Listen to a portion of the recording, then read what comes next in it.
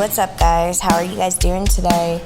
I hope you all are having a great day. I hope you all, it's Monday, but when we say, oh my God, it's Monday, well, it's probably going to be a shitty day.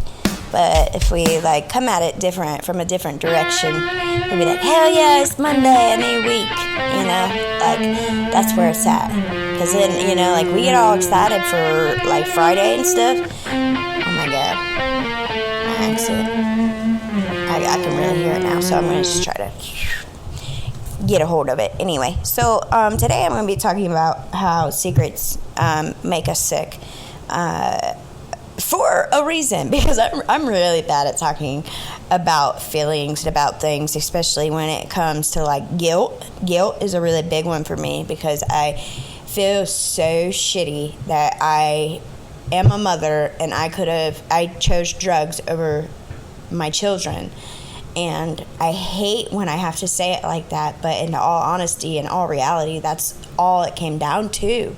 It had such a grip on me that nothing could get in the way of that. Not even my beautiful children that I carried for 9 months that were everything to me. I would have jumped in front of a bus. I would have jumped in front of a bullet for these kids. But when it came to picking the choice of being sick or going without, I was too weak to choose that, and it's so sad because that means the devil has a hold of our soul.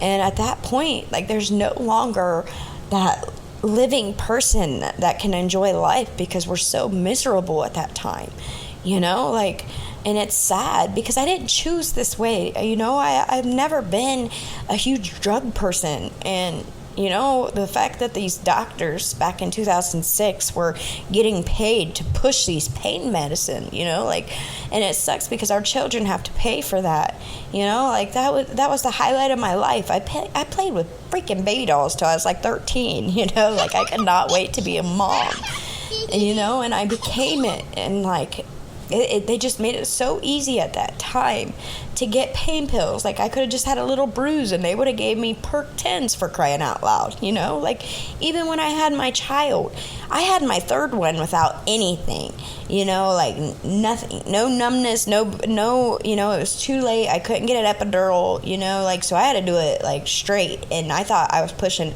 every organ out of my body, but I did it, and I didn't need something, and I didn't need anything after I had him either. But for Colton, he was only 5 pounds, 5 freaking pounds, just this little guy, this little premature baby.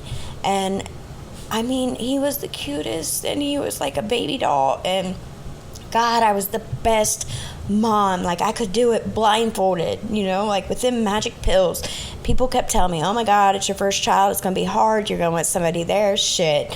I could have done it blindfolded backwards, I always had my kid's dad's clothes ready for when he came home from work, sitting in the bathroom, I have his lunch, I'd get up, make his lunch for in the morning. I'd have his work clothes set out. I had all the clothes and the laundry done. I had dishes done. My house was amazing. Every time he'd come home from work, I'd have dinner done, I was that homemaker that I always wanted to be. Granted, he moved me out 8 gravel roads into Amish country where I had nobody to talk to, no friends, because he figured, being a narcissist, you can move somebody out in the middle of nowhere, nobody will come visit you, so that means you won't have no friends, so you'll be fine.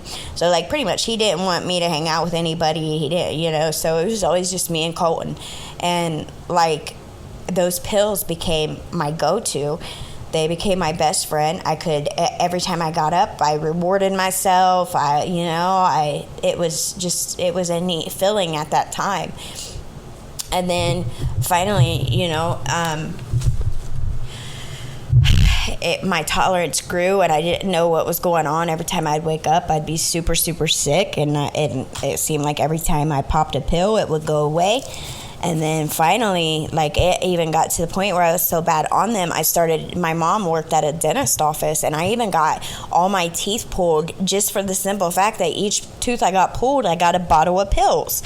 So, I ended up, like, it got to the point, I mean, the shit that we do for drugs is insane. Because, like, there was many times that I thought about just throwing myself off the top of my house, the top of my trailer at that time, and breaking my leg just so I could get pain pills, you know, like, and I justified it in my head, like, oh, well, it's a prescription, because his dad would justify, like, oh, well, he worked all day, so he deserved a beer, so he would get wasted every night when he came home. And a narcissist and alcohol do not mix. Like, it makes them so much worse. So, like, I'm getting each one of my tooth pulled out so I could get pain pills. I kept telling them, you know, like, this happened for like 4 years straight, you know, dragging it out. Oh, I'm not healed all the way from my pregnancy. Oh, here's your script. Here's your script. I mean, like, they were easier to get than Tic Tacs because they were free, even, you know, like, I didn't even have to go to the store and buy this shit. I just had to come up with the story to the doctor, and I was in there. And it was crazy because it was that simple. And then, you know, the pill mills started coming, and you could, people were going to Florida, and then sooner or later OxyContin came in the picture. So when you paid to go down to Florida, you could come back with a bottle of 80s, you could come back with a bottle of Xanax, you could come back with a bottle of anything that you wanted. And so many people, I remember, were making that trip to Florida and doing this. And we had a group of ours, you know, like, there was probably a good 15 of us that would hang out, get pills from each other, you know, and they were all people that we grew up with in the county.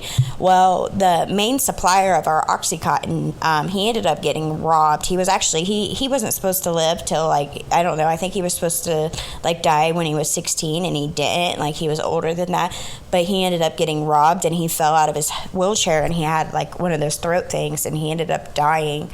And well, his cousin, so everybody was sick. Everybody was dope sick. So he brought in heroin, and I snorted it for maybe 2 weeks. And, you know, he was like, well, if you're going to do it, you might as well do it right. Like, I always said, oh, I will never go to the needle. I will never do that. That is so disgusting. I will never smoke crack. I will never do a needle.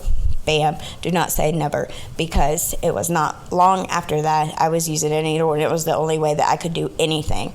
I chose that. Anything I ever did from that point on was going in that thing. And it turned me into a monster, you know, 4 years. And after Oxy's, like, I had no more control over that. It had all control over me. And when that happened to Ricky, when he passed away, it was like, so my kid's dad took Colton from me when he was 4 on his 4th birthday, and that was right before I went back to, that I went to heroin to begin with, because that was my life. He was my everything, and all it took was because he had money, he was able to go to the courts and tell them I was unfit, and they didn't even give me a drug test. They didn't even let me, like, do anything. They didn't give me a chance to get better. They just straight took him from me, and there was nothing I could do about it. So at that point, I felt worthless, and I felt like I couldn't do anything. So I started heroin, and it was the worst decision of my life. From that point, I went to treatment centers, and and it's just the guilt that you end up having just takes over, you know. And if you have problems, they're just going to keep hurting you until you have the courage to deal with them. You know, how many people out there have a bad attitude because of something that has happened with you when, you know, you were young, and we just carry all this all along, and then we are like, no one will ever talk to me like that again. No one will ever get that close enough to do that to me again, you know, all because of a situation that happened when we were younger and didn't know how to deal with it. Like being with a control freak, for example, you know, a narcissist like my son's father, you know, all my walls went up after all of it. You best believe it. Every time, you know, something would happen or whatever. But when I think back about it, it could have been that they were just protecting themselves from being hurt again. And if they worked hard enough at it, no one would ever take advantage of them like that again. So, you know, maybe that's why they were so controlling. You know, who would have thought? Like, I've said this before, hurting people hurt people. And it doesn't mean you can't pray for them, because, you know, when you go to a church is a hospital for really messed up and broken people. You know, even though the people that go to church usually think they're the most perfect in the world, it's definitely not that. But if we keep pretending, nothing will help us. We don't need leaders that are wounded still. And then when I try to be a leader and I'm doing all of this because I know God has done it for me. I've made it out of addiction so many times to try not to help other people that are struggling with something that I am almost an expert about. That's why I've been through the struggles. They didn't happen to me for no reason. They happened, and I'm still here to talk about it. And I have to believe that there's a reason for that. Just so that someone that's going through the exact same thing can get some kind of comfort knowing they are not alone. And all I'm trying to do is feed people what's been already put on my plate. That God hasn't fed me first for no reason. He's working through me, and I have to honor that. So on that note, I'm going to let you guys go. It's already been past 10 minutes. So God bless you all. Thank you for listening, and have a great day.